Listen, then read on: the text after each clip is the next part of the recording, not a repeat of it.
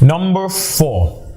The fourth most important distractor that you might probably face in the IELTS listening is negatives. What are negatives?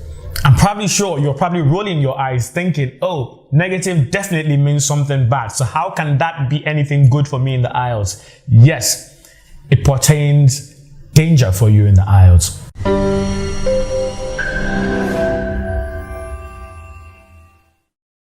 Now, what are negatives? Negatives actually refer to situations or sentences or utterances where you have a word that is a negative marker included. Most times, the function of the negative marker is to change the meaning or to change the message being passed across in that particular sentence or utterance.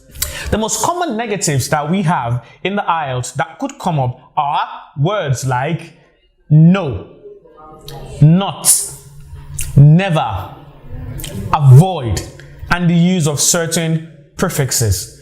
Prefixes which include DE. So instead of saying regulate, you have deregulate, debark, derank, demarcate. So all of those words have DE in front of them, which automatically converts those words into negative words. Another common prefix that is used to indicate negative is UN.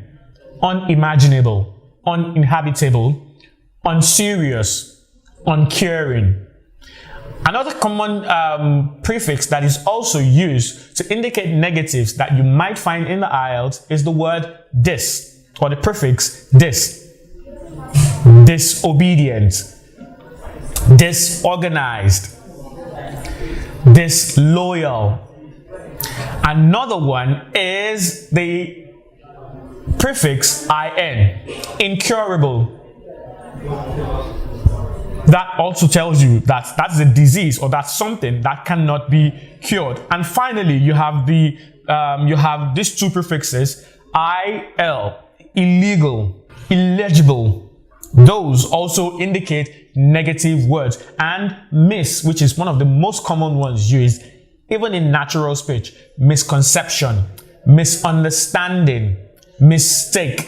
All these prefixes indicate negative words. But the focus for this video would be on the most commonly used words that are used to introduce negatives, which are no, not, avoid, and never. And how do these come? So if I came here and I went, Nigeria is not my country, it is my birthplace. Now, it is very, very easy for you to assume if the question says, where does Lanre come from? Okay, where does Lanre come from? And in the recording that you're hearing, Lanre goes, Nigeria is not my country, it is my birthplace. Now, the human brain has a very, very easy way of connecting dots. You've seen the question says country. In the recording, in the speech that you listened to, in the sentences that you heard, the only country that you heard there was Nigeria. Automatically, your brain makes that leap and connects Lanre's country to Nigeria, despite the fact that Lanre clearly said, Nigeria is not my country. Now, negatives might sound quite funny because we feel, oh, no, I wouldn't miss that kind of question. But you will listen to some sample IELTS questions now, and you would see how negatives can actually debar you from getting the right answer if you are not careful enough to watch out for them. Listen, you will hear a recording. You will hear a recording that is extracted from a sample IELTS question, and I want us to focus. It will also be projected on the screen. Now, let me explain where everything's kept. It looks like here on the ground floor is where the reference books are. Yes, that's right. Up on the second floor is where the adult collection is, both fiction and non-fiction. And the children's books are there too, aren't they? I thought I saw them in the room by the stairway. No, those are magazines and newspapers for adults. Children's books are up one more flight on the third floor. In that recording, what you will hear is a man and a woman discussing the outlay of a library and where books are. So you have 3 questions there. You have adult books, you have reference books, and then you also have children books. Now, the location of the children's books corner is actually on the 3rd floor. But in the recording, the man mentions that it is on the 2nd floor, and the woman negates that by saying, no, these are actually magazines and and newspapers. And for adults, children's books are up 1 more flight on the 3rd floor. The word no there automatically negates everything that the man said. But you see, here's where the mistake comes in for most test takers in the IELTS. As at that point in time, when they're there in the exam hall, when they're listening to that, immediately they heard the question and they're reading the question and they see that they have to fill in the location of the children's books. And the man goes ahead and says that, and the children's books are there too, aren't they? Now, they don't wait to hear the woman confirm if they are there or not. They just assume that that's all the information that they need. And at that point in time, what they're doing is they're writing their answer. And if there's any tip that I constantly harp on, it is the fact that when you are writing, you're not listening. When you are writing in the IELTS, you're not listening. What I mean is that at that point when your fingers are holding the pen or the pencil and you are scribbling that word, your brain is no longer completely processing what you can hear. A part of your brain is split between processing what you can hear and also controlling the movements of your hand to write out the words on the paper. And most times we need that complete focus, that full concentration of all our brain power on what we're listening to.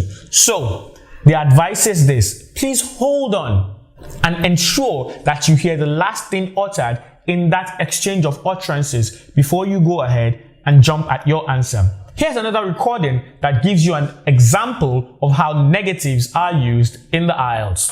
Please listen. You would hear a conversation between an advisor and a student. And in this conversation, the question requires you to pick exactly where the meeting will take place. An advisor and a student are discussing about a possible meeting. Your question requires you to pick out where the meeting will take place. So here is the recording, which you would see on the screen. Advisor: but you need to be there at 6 a.m. Does that appeal to you? Students: 6 o'clock in the morning? Oh, that's far too early for me, I'm afraid. I'd never make it that early in the morning. Advisor: well, there was a position going in the computer lab for 3 days a week. That might be okay. Here it is. No, it's in the library, not the lab. Assistant required. I think it is mostly involves putting the books back on the shelves. Oh no, hang on. It's for Wednesday and Friday evening instead. Student: no, I can't manage that because of lectures. If you look at the transcript that you can see on the screen, you will discover that the advisor made 2 negative statements there. The first one was about the location where the job is needed, of the vacancy, where the job is needed. And he said it's not in the computer lab, it is where it is in the library. The second negative statement that the advisor made was this: I think it involves mostly putting the books back on the shelves. Oh no, hang on, it is for Wednesday and Friday evening instead. So you would see that if you are not very focused, if you're not very careful, there's a huge tendency for you to just choose the answers as they are uttered without identifying that they are negative words that have been used to predate what they're going to say there, which indicates that you need to take cognizance of those negatives as they have implications for the sentences that you are listening to. Negatives can make or mar your IELTS test, so you need to be very careful in how you use them and how you process them in your mind. So there you have it. Those are the 4 most common distractors that most test takers face in the IELTS listening test, and they have accounted for more than 70% of the failure that we have recorded in the listening part of the IELTS, especially for non-native test takers from Africa and Asia. Here are some further examples of distracting comments or distractor sentences that contains distractors. Please listen. Number 1, they live at number 64 Miller Street. No, sorry, it's number 46. I always get the numbers the wrong way around. What's our indication of a distraction there? No, sorry. Immediately I heard the word no and sorry. It told me that whatever came before will now be replaced with whatever is coming after. Here's another one. Number 2, the train leaves at 10:20. In fact, it's 10:21 to be precise. For that type of sentence, the question could ask you, when does the train leave? And the sentence says, the train leaves at 10:20. In fact, it's 10:21 to be precise. In fact, there goes ahead to be what? To be more specific, to be more precise about the time. So even though it's a 1 minute difference, that 1 minute difference can account for your success or failing that question. Remember, the focus on the listening test is to write exactly what you heard. Number 3 sentence. I've left my glasses in the living room. No, wait a minute. I remember putting them down by the phone in the hallway after I took that call. No, wait a minute means that what is coming after will now negate what came before. Next, I really fancy a steak for my main course, but I've decided to have the fish as I'm trying to cut down on red meat. I'll take that sentence again. I really fancy a steak for my main course, but I've decided on the fish as I'm trying to cut down on red meat. Earlier on in this video, I made a statement that there's a common misconception that distractors are limited to dialogues or conversations alone, and I told you that you should never fall prey for that fallacy. The sentence that you have on the screen, which I just read now, also proves that. If you notice, that sentence is actually a sentence that could come up in a monologue about food choices. It's a sentence that could come up in a monologue about food choices. And in listening to that, you will discover that the same speaker makes a statement, negates it in that same sentence, and then goes ahead to present another option. I'll take that sentence again just to give a little bit more clarity on that. I really fancy a steak for my main course, but I've decided to have the fish as I'm trying to cut down on red meat. The indication of that negation in that sentence is the word but.